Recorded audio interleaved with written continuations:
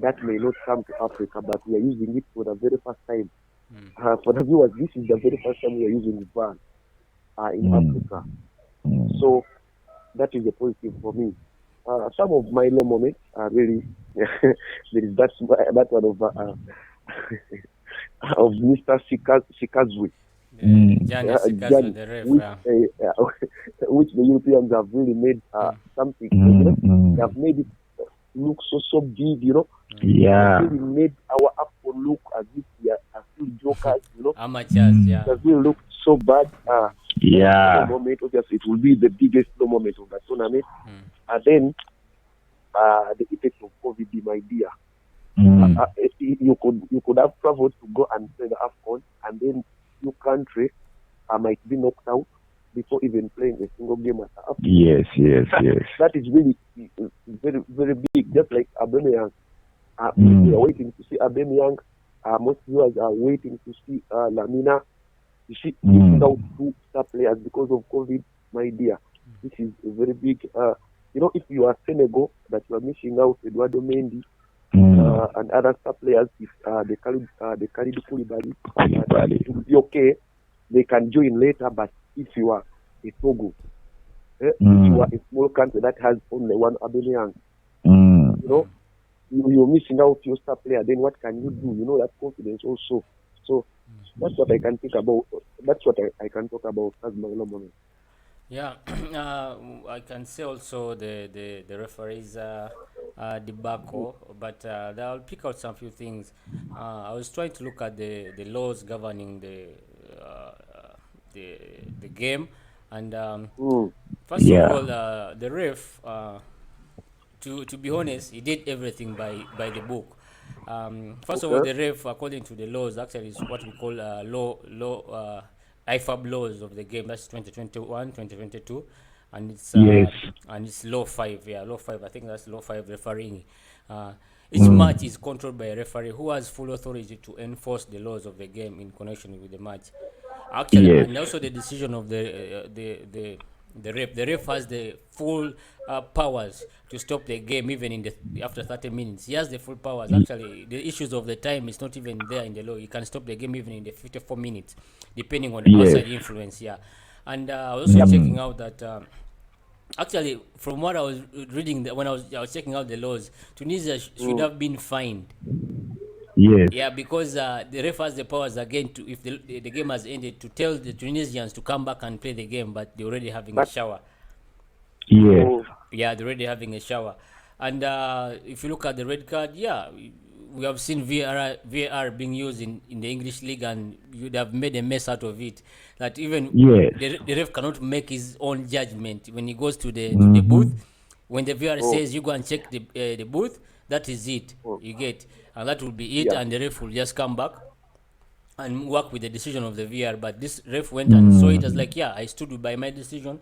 Okay, maybe what we may call in the terms of the game is what we call the good spirit of the game. That is what was lacking. Yeah, that was what was lacking. But it can't be punishable. It can't even call for a ban of a ref. The good spirit of the game. Yeah. Then the other thing that I checked out that the ref when having is one the mistake that I can pick out from the ref is that he's supposed to be the timekeeper. He's supposed to be the timekeeper, and I think he failed to keep time for the game. But in terms of protecting the players, he did it very well. The Western media, of course, they will jump on it. These tabloids will jump on it, to try and brandish Afcon as an amateur league, pick out that thing. But we have refs who have, but we have had refs who have given out 3 yellow cards in major tournaments. The great Graham Paul.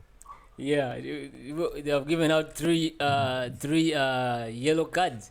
You get, and still remains on the pitch. And you don't even talk about it enough.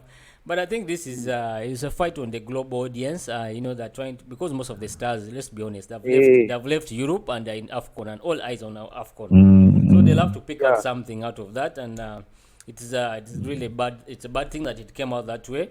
But apart from that, I think Gambia. I'll pick Gambia as my highest moment. Remember Gambia? They just joined. This was their debut season, and they won their first game. my lowest, Yeah. they won their first game, and for me, my lowest are these, as Peter said, these are teams here that the Mohamed Salahs, we expected them to Yes, light up the yes. tournament, but Yeah.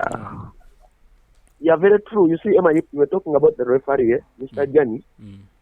But then I was reading somewhere, and then the head of referees, Mr. Esam Abdel Fattah, he came up and then defended the referee. He said the guy was really hit.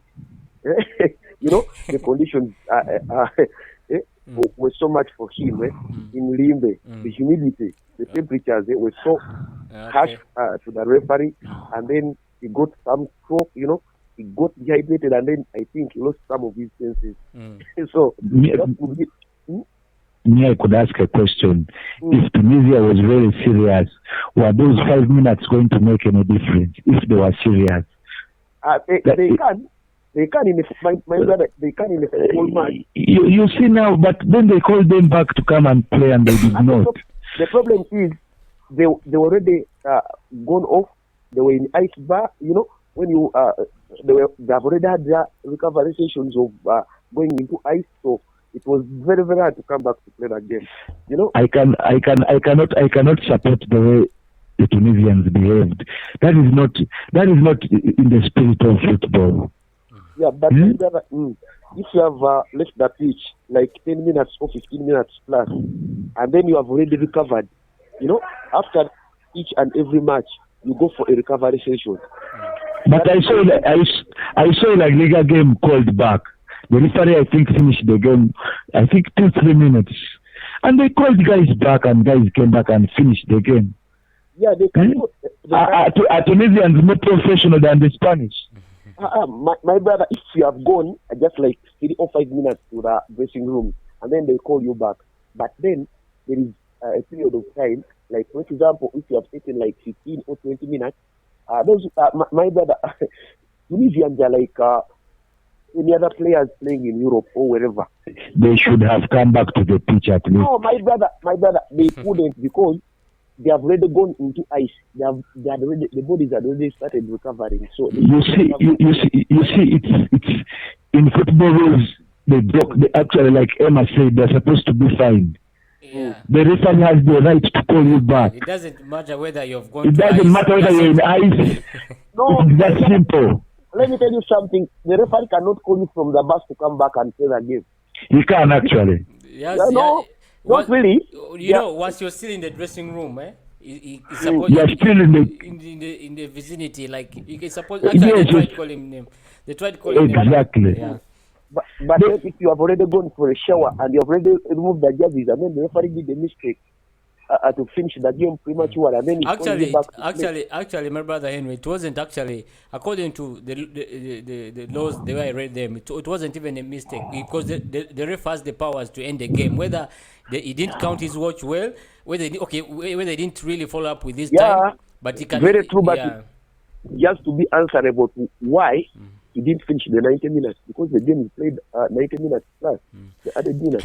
Yeah, actually, gentlemen, let me mention something. Actually, this is what this is how it's supposed to be done. The ref is supposed to what matters is his match report.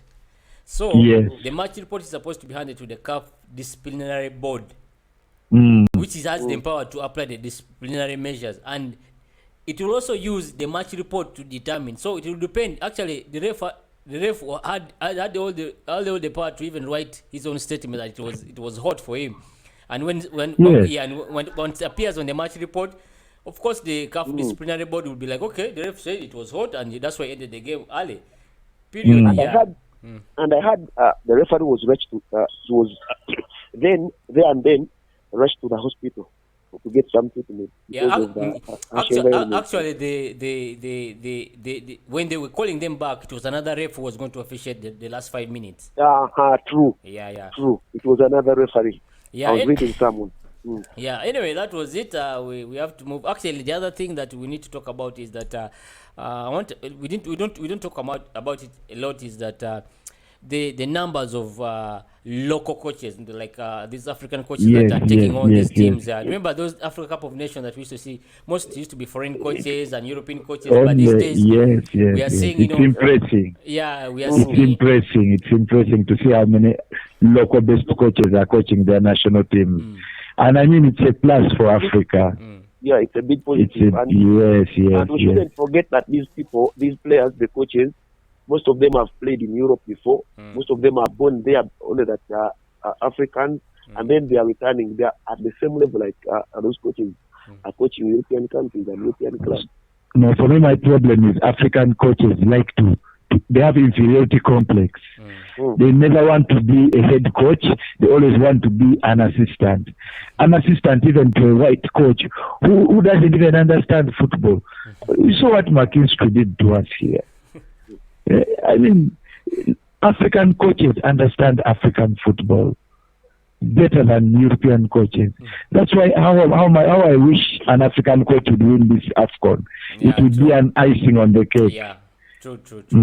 It would be an icing on the cake for me. Yeah, gentlemen, we have to move on. Thanks for your submission. We want to talk about the UPL. Mr. Musawe, the UPL ended in the first round. We are hoping to kickstart, I think, in February or later January, depending on the second round fixture that will be released by the UPL Secretariat. First, tell me, what have you observed with the first round? You know, I know you have some teams that have disappointed you, especially your team, Express. Yeah. Who told you that? I support Ugandan football. I support all clubs. He's an Express fan, just like Peter. Peter is a MALI Heroes fan. These are the historical. And you putting on a KCC. MALI Heroes stroke KCC. Let me tell you something. Today I was dressed in a KCC jersey because it's wear your local jersey day. Oh yeah, wow. Unfortunately, our Skype did not work. But for you, but you're talking about me supporting Express. You my brother. I want people to beat me on the way. It's okay. It's okay to support Express. But Thierry, you also have an Express jersey, and you probably I have all of them. In fact, I have all of them.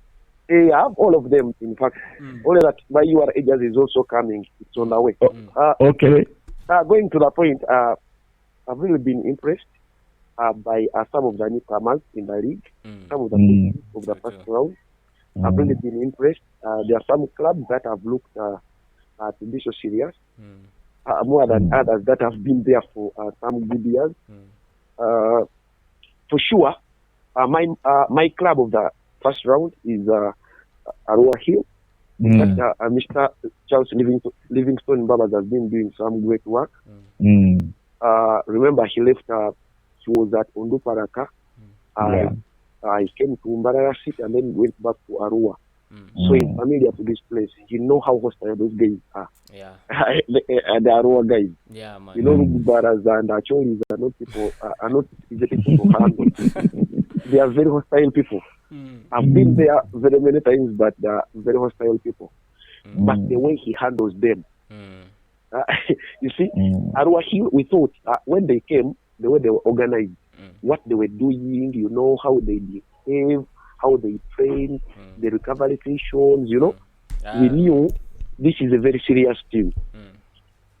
So I'm not impressed. I'm not, I'm not disappointed how they are performing. You know, I'm just impressed of what they are putting up in the league. Yeah. You know, I never had doubt, especially with Charles Livingston. I've worked with him. I've never doubted him too. Yeah, I've worked with him. Very true. And then even before Peter, even before Baba's going there, they were very organized when they were coming to the league, when they were getting promotion to the league. When they had this coach was resigned that Hussein Mbalango. Yeah. They looked so organized when they were fighting for promotion. They were very organized. So being City, and I'm sure their fans are also thinking they can win the title this season because they are just 6 points behind leaders KCC. Being just 6 points and you have 15 games to play. You have that hope and belief that you can make it. So Arua Hill, for me, they get a tick. They are my best of the first round. And then I want to give credit to Gaddafi. This is another club that had Joel Madondo, who has not played in the first round as their star man. Yes. But they have picked up themselves, and then they are performing. They are ace on the log, and they have 21 points. Just four behind Arua Hill. So I think they can also still believe they can win the what? The title, or they can compete. Yes, they can compete. They can compete for the title. So they believe. So my disappointment, the club which has really disappointed me is URA. URA is the club which has whatever it takes to win the league or to compete effectively. True. I cannot rule them out for now, but at least they have disappointed me in the first round. Just getting 22 points, just a point above Gaddafi. You know, a club that doesn't have a lot of experience, a club that has represented us on the continent, URA. I think they would have done better this season, rather this first round. Then the other one is Toro. Toro playing in the league last season, and then you have only 4 points, a win and a draw out of 15 games. This is really a big disappointment for me. Then I would love to also as well talk about something that is eating up our beautiful game. That is refereeing. In the first round, we for sure you can agree with me that referees have become a problem to the game. Yes. Referees have been fighting to be man of the matches instead of being, you know. Oh my God.